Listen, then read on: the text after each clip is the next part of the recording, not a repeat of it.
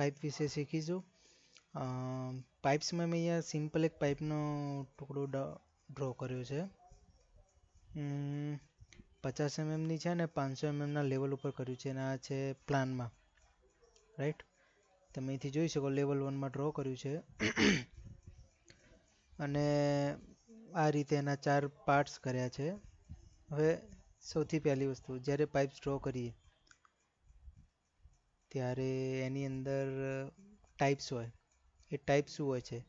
તો કે કાસ્ટ આયર્નની છે, યુપીવીસીની છે, એચડીઆર આ લોડની છે, એચડીઆર આ કયા લોડની છે એવું છે, બરાબર. જેવું કે કોલ્ડ વોટર સપ્લાય હોય તો એ ઓછા લોડની હોય, હોટ વોટરની હોય તો એ 13.5નો લોડની હોય. સિંક અને બેઝિન જે વપરાય વોલની અંદર જતી હોય તો એ યુપીવીસીની હોય. સોઇલ વેસ્ટ યુપીવીસીની હોય. એનો લોડ બી કંઈક હોય 4 kg પર મીટર સ્ક્વેર સમથિંગ, બરાબર.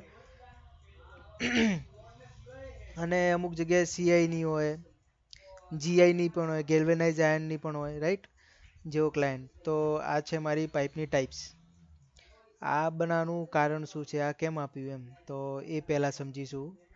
તો કે એચડીઆર પાઇપ જ્યારે હોય, બરાબર, એની પહેલાં તમને એ બતાવું.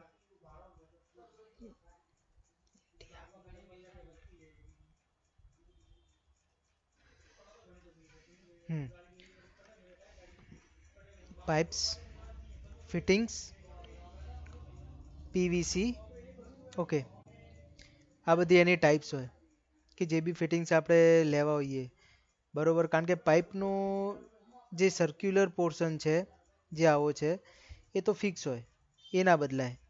પણ પાઇપ વેરી થાય એના ફિટિંગ્સ પ્રમાણે, બરાબર. એમાં જોઈન થનારી એ ફિટિંગ્સ અને એસેસરીઝ પ્રમાણે. મતલબ કે કાસ્ટ આયર્નની પાઇપ હોય તો એમાં પછી, અને જો ફાયરમાં વપરાતી હોય તો એમાં ફિટિંગ્સમાં બટરફ્લાય વાલ્વ ને એ બધું આવતું હોય.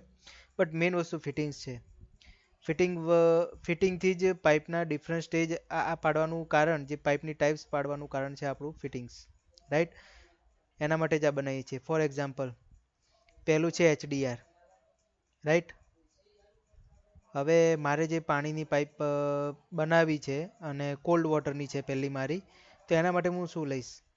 તો પાણીની પાઇપ ધારો કે મારે કાર્બન સ્ટીલમાં બનાવવી હોય 150નો ક્લાસમાં, તો એમાં ક્રોસ, એલ્બો, રિડ્યુસર, ટી આ બધું છે, રાઈટ. તો હું એને લોડ કરું છું.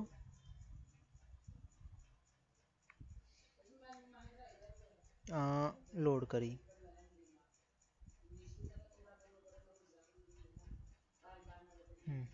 અપગ્રેડ થાય છે મોડલ.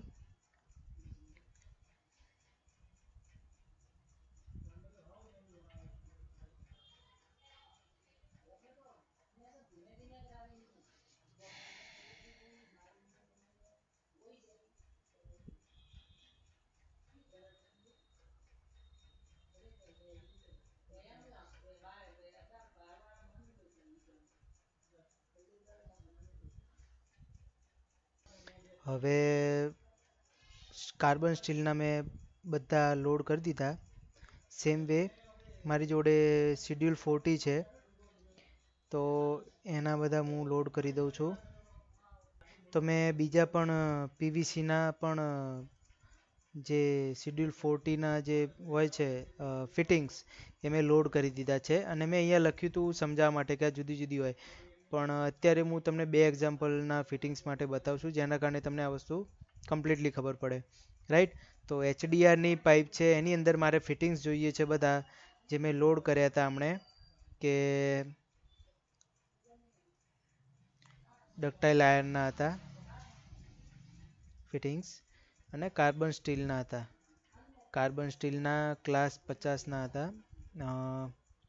નામ આવું હોય છે, ફ્લેન્જ, રેડિયસ, ટી, સીએસ લખેલું હોય છે, અહીંયા જોઈ લઈએ.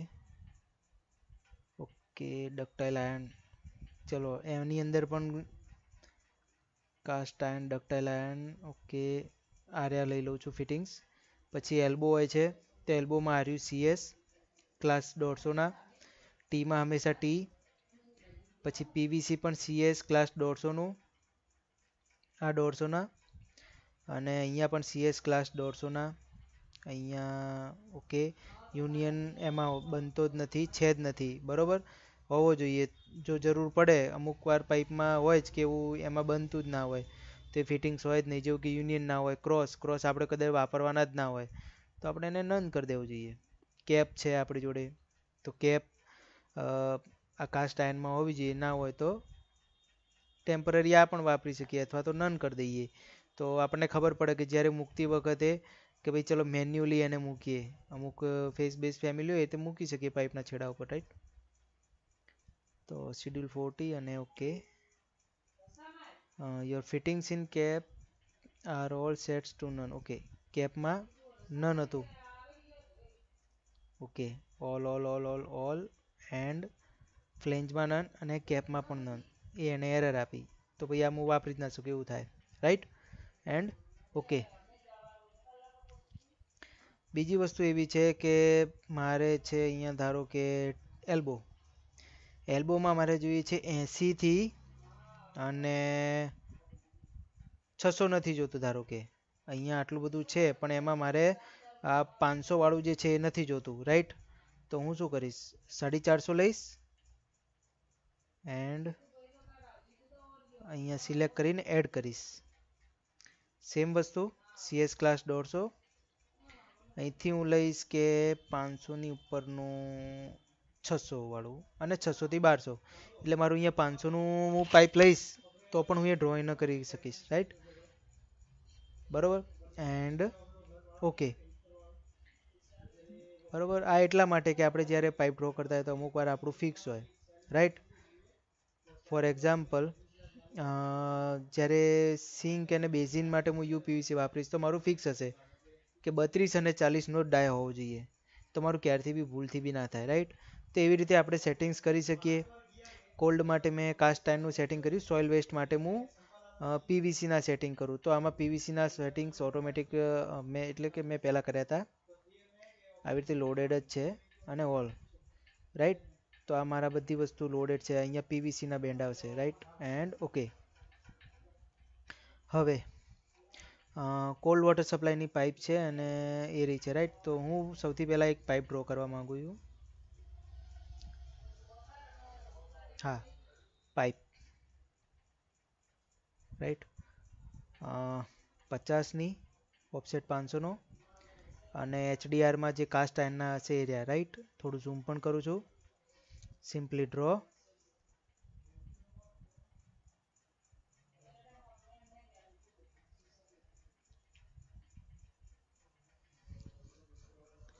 એન્ડ ડાઉનમાં ડ્રો, બરોબર. જે બેન્ડ આમાં હોય નહીં ને એને બતાવશે નહીં, ચોકડીવાળું નિશાન આવશે, અને હોય તો આ રીતે આવશે પ્લેસ, રાઈટ. એણે આ બનાવી દીધું, પણ શેમાં બનાવ્યું એ આપણને ખબર નહીં, તો અહીંથી જોઈ શકો તમે. આ જે પાઇપ છે આપણી એ શું હતી, ડિફોલ્ટ, એટલે આપણી જે વપરાય જ નહીં, બરાબર. એને હું ડિલીટ મારું છું અથવા તો રહેવા જ દઉં છું. ચલો, હવે ફરીથી હું પાઇપ ડ્રો કરું છું અને જે કોલ્ડ બનાવ્યું હતું મારે એ લેવાનું છે, કોલ્ડની HDRની પાઇપ, અને એમાં 80 થી જ ચાલુ થાય, રાઈટ. 80ની પાઇપ, રાઈટ, અને ડાઉન. તો આ થયું કાસ્ટ આયર્નના જેવા પ્લગ્સ હોય એ પ્રમાણે ઓટોમેટિક લગાય, જેના કારણે આપણે આ વસ્તુ બનાવી. ફરીથી એક પાઇપ બનાવું છું અને એમાં વેસ્ટ અને એની પાઇપ બનાવું છું, જે કે મારી સોઇલ વેસ્ટ કાસ્ટ આયર્નની, એન્ડ જનરલી 100, 150, 125માં હોય છે, એ જોઈ લઈએ. State and down. ઓકે. તો આ બધા સેટિંગ્સ એ પ્રમાણે હોય છે, રાઈટ. આવી રીતે જુદા જુદા સેટિંગ્સ હોય, જુદા જુદા. એના માટે કોલ્ડ વોટરના, તો જેના માટે આ પાઇપ ટાઈપ્સ આપણે શા માટે વાપરીએ છીએ એનું મહત્ત્વ અત્યારે ખબર પડી ગયું, અને બીજું આપણે નેક્સ્ટ વિડીયોમાં જોઈશું.